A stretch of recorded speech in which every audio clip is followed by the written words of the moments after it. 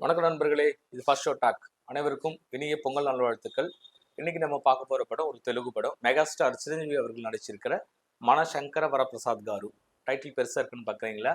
S, அவருடைய இயற்பெயர் வந்து வரப்பிரசாத்.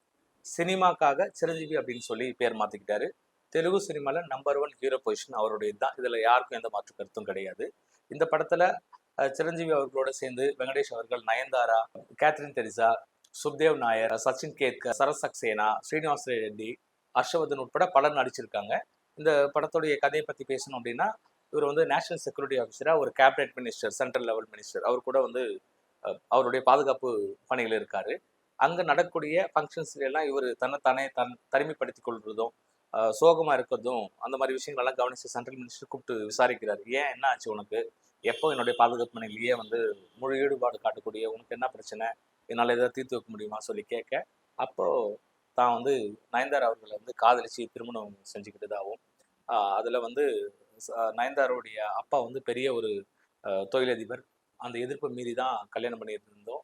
3 வருஷம் கழிச்சு திரும்ப வந்து அப்பாவா அவர் கூப்பிட, நாங்கள் அவங்க வீட்டுக்கு போக, அவங்க வந்து என்னை வந்து ஒரு ஒரு மாதிரியாக ட்ரீட் பண்ண, டிவோர்ஸ் பண்ண வேண்டிய சுச்சுவேஷன் ஏற்படுதுன்னு சொல்லி தன்னுடைய சோக கதையை சொல்ல, என்ன பண்ணலாம் அப்படின்னு யோசிக்கும்போது, நான் என் குழந்தைங்கள பார்த்து 6 வருஷம் ஆகுது, ஒரு முறை பார்க்கணும், நீங்கள் கொஞ்ச நாள் லீவுக்கு கொடுங்க அப்படின்னு சொல்லி கேட்க, அதே நேரத்தில் நயன்தாராவுடைய அப்பாவான சச்சின் கேத்கருக்கு வந்து ஒரு பெரிய ஒரு லைஃப் த்ரெட் ஏற்பட, அதை தீர்த்து வைக்க இன்டைரக்டாகவும் டைரக்டாகவும் இவர் வந்து சப்போர்ட் பண்ணுறதுக்கு தன்னுடைய சகாக்களோடு சேர்ந்து அதே வீட்டில் போய் முகாமிட்டு வேலை பார்க்குறாரு. அந்த நேரத்தில் தன்னுடைய காதல் மனைவி கூட இருந்த கோபங்களை களைஞ்சு ஒன்று சேர்ந்தாங்களா இல்லையா, தன்னுடைய பிள்ளைகளோட அவருடைய அந்த பாசத்தை வந்து பகிர்ந்துக்கிட்டாரா இல்லையா, அந்த சச்சின் கேத்கருக்கு ஏற்பட்ட அந்த லைஃப் த்ரெட்டுக்கான தீர்வு என்ன, எதனால அந்த லைஃப் த்ரெட்டு வேண்டிய சுச்சுவேஷன் இருக்குது அப்படிங்கிறது தான் மீதமுள்ள கதை. காஸ்டிங் பற்றி பேசணும்னா, மெகாஸ்டார் சிரஞ்சீவி அவர்கள், அவர் வந்து ஒரு ஒரு சீனியர் ஆர்டிஸ்ட் தெலுங்கு சினிமாவில். அதனாலேயே வந்து தன்னுடைய அந்த டைமிங் காமெடியிலேயே படம் ஃபுல்லாக வந்து தானே வந்து தூக்கி சுமந்திருக்காரு அப்படின்னு தான் சொல்லணும். அந்த அளவுக்கு இருக்கு. ஒரு முறை ரஜினி சார் வந்து பேசிட்டு இருக்கும்போது, செந்தில் அவர்கள் ஷூட்டிங் போயிருப்பாங்க. கவுண்டமணி அவர்கள் வந்து வீட்டில் இருக்கிற நேரத்தில் அவருடைய டைம் பாஸ்க்காக ஃபோன் அடிப்பாராம் செந்திலுக்கு. அடிச்சு எங்கடா இருக்க என்ன அப்படின்னு கேட்கும்போது, நான் இது மாதிரி ரஜினி படம் ஷூட்டிங்ல இருக்குன்னு சொல்லியிருக்காரு.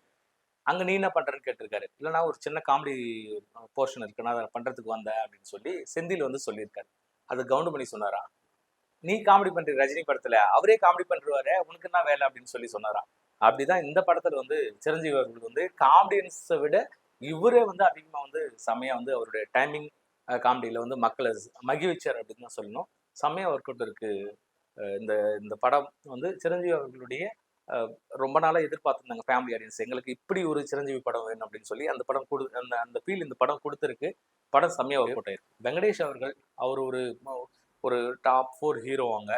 அந்த இமேஜை தாண்டி இதில் வந்து ஒரு கேமியோ ரோல் பண்ணியிருக்காரு. அவர் வர்ற சீன்லேருந்து அவருடைய போர்ஷன் முடியலாமே தேட்டர் ஃபுல்லாக வந்து ஒரே அமக்கலம் தான். அந்தளவுக்கு அவருடைய கேரக்டரை வந்து கேரக்டரைசேஷன் வந்து அவ்வளோ சூப்பராக பண்ணியிருக்காங்க. Full and full comedy work out ஆயிருக்கு. ஏன்னா அந்த டைரக்டர் அனில் ராவிப்பூடி கூட தான் போன பொங்கலுக்கு சங்கராந்திக்கு வஸ்து நாம் அப்படிங்கிற ஒரு படத்தில் வெங்கடேஷ் அவர்கள் பண்ணியிருந்தாங்க. அந்த படம் சூப்பர் ஹிட்டு. அந்த ஒரு பாண்டிங்கில் தான் இந்த படத்தில் வந்து இவர் கேமியோ பண்ணார்.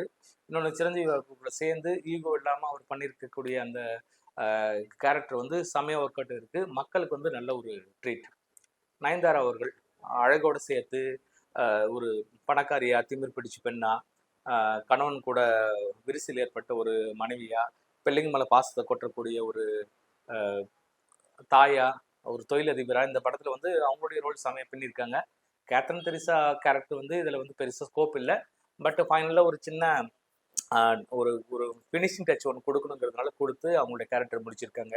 காமெடி ஆர்டிஸ்ட்கள் வந்து அவங்கள வந்து எல்லாமே சூப்பராக பண்ணியிருக்காங்க. படம் ஃபுல்லாக வந்து இந்த ஃபேமிலி என்டர்டெயின்மெண்ட்டுக்காகவே எடுக்கப்பட்ட ஒரு படம் அப்படிங்கிறத அனில் ராவுப்புடி தன்னுடைய சிக்னேச்சர் இதுதான் அப்படின்னு சொல்லி ப்ரூவ் பண்ணியிருக்காரு. படம் சூப்பராக வந்திருக்கு.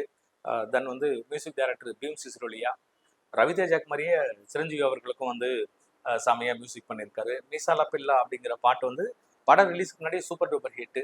அது விசுவலாக சேர்த்து நம்ம படத்தை பார்க்கும்போது, மீன்ஸ் படத்தில் பார்க்கும்போது செமையாக இருக்குது, சூப்பராக இருக்குது, கலர்ஃபுல்லாக இருக்குது. சமீர் ரெட்டியோடைய ஃபோட்டோகிராஃபி.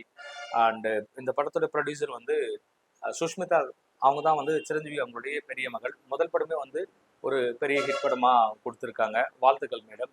அண்ட் தென் வந்து ஒரு சின்ன வேண்டுகோள் மட்டும்தான். இதில் வந்து நான் சுந்தரி கண்ணால் ஒரு செய்தி அந்த சாங் வந்து ஒரு 4-5 இடத்துல யூஸ் பண்ணியிருக்கீங்க. இன்னும் இளையராஜா சார் தரப்பு வந்து படம் பார்க்கலான்னு நினைக்கிறேன். பார்த்ததா கண்டிப்பாக உங்களுக்கு நோட்டீஸ் வரும். ஒன்று அவங்களுக்கு பேமெண்ட்டை கொடுத்துருங்க, இல்லை வந்து கோர்ட்டில் போய் ஃபேஸ் பண்ணுங்கள். ரெடியாக இருங்க அப்படிங்கிற ஒரு அன்பான வேண்டுகோளோடு இந்த வீடியோவை முடிக்கிறோம். நன்றி, வணக்கம்.